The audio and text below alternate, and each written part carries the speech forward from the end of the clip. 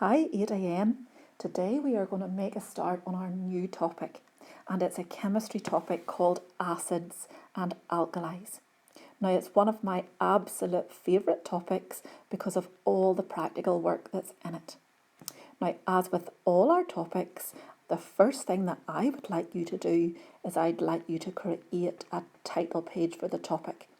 Now I know that we have got lots of fantastic artists in our class, so therefore you'll be able to do lovely colourful writing, and you'll maybe be able to draw some pictures as well. And I really look forward to seeing these title pages.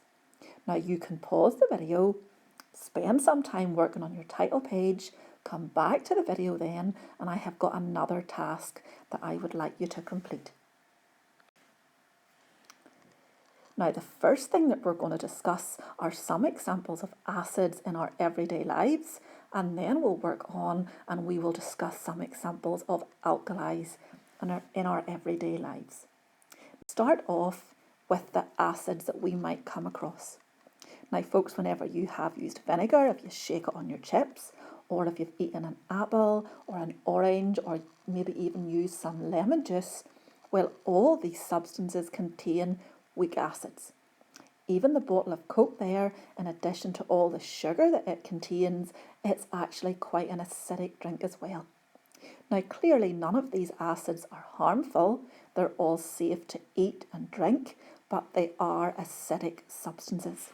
Now, that's why, along with the sugar in the Coke, if we don't clean our teeth well after we drink Coke, the acid can actually erode away at the enamel in our teeth, and we can end up needing a trip to the dentist to get a filling. Now, these are not the only acids that we might have met in our everyday lives. If we look at the three pictures, we can see that other things are acidic as well. Now, if we look at the first picture, this picture is actually a picture of our stomach. And our stomach is actually a little muscular bag. And in that little muscular bag, we have got quite strong acid. We've got our stomach acid. Now, when we swallow food, our food goes down into our stomach, into that acid, and the acid actually helps to break down our food.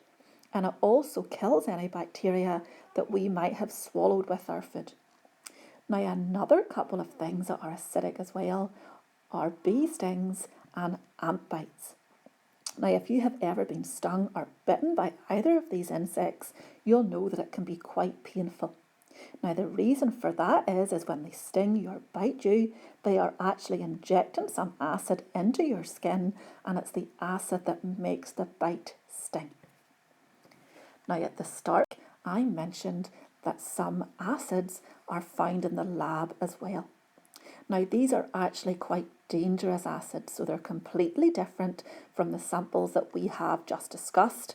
If we were to get these acids on our skin, they would give us quite a bad chemical burn. And if we were to swallow these acids, well, it would be really dangerous indeed, and it would definitely result in a hospital visit. So acetic acid, sulfuric acid, and hydrochloric acid are all very strong corrosive acids. And when we use these in the lab, they will have a corrosive hazard symbol on them to warn us that they're actually very dangerous acids. Now, at the start of the topic as well, we mentioned alkalis. Now, acids and alkalis are chemical opposites, but we will also find alkalis in our everyday lives.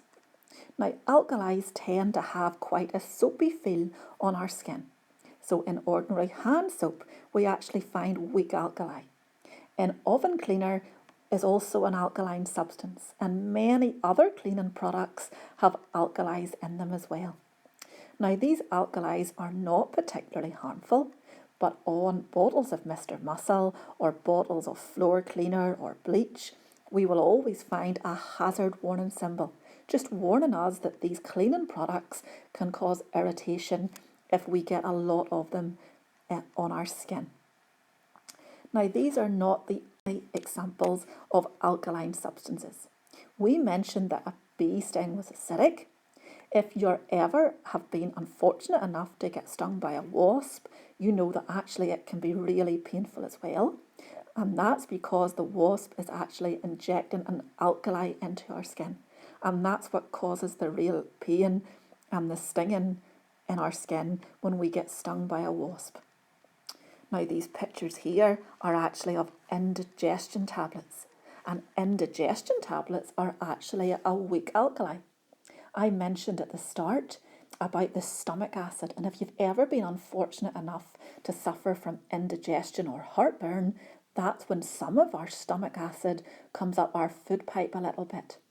If we swallow then these indigestion tablets, well, it actually cancels out the burning sensation of the acid because they're alkaline. Now, toothpaste as well contains alkali.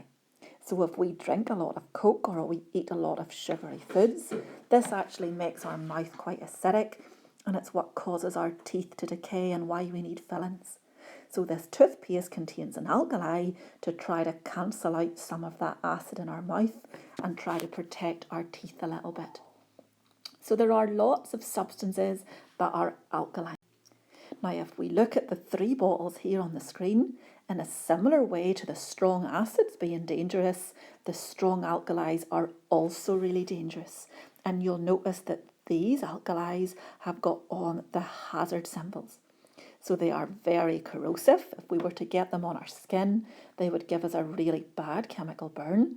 If we were to swallow it, well, it would be very dangerous indeed. And again, it would really need a trip to the hospital.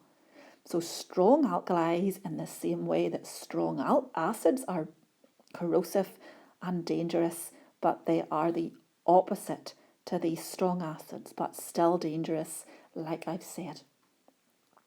Now, we've talked a little bit about acids and alkalis, but what I would like you the rest of your science time today doing is sorting out some of these acids and alkalis.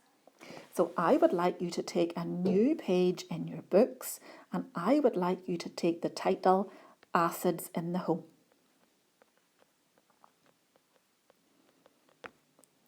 So acids at home.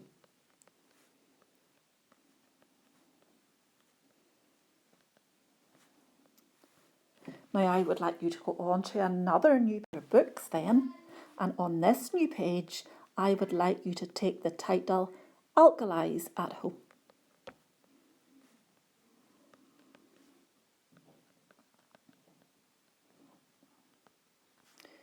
Now I have attached to our assignment today pictures of acids and alkalis that we will find every day. And we have mentioned some of them, not them all, so you might have to go and do a little bit of research to sort out the ones that we haven't mentioned. But I would like you to cut out the pictures, and I'd like you to stick all the acids on the Acids at Home page and all the alkalis on the Alkalis at Home page. Now, I look forward to seeing your work and seeing if you've managed to sort them all out correctly.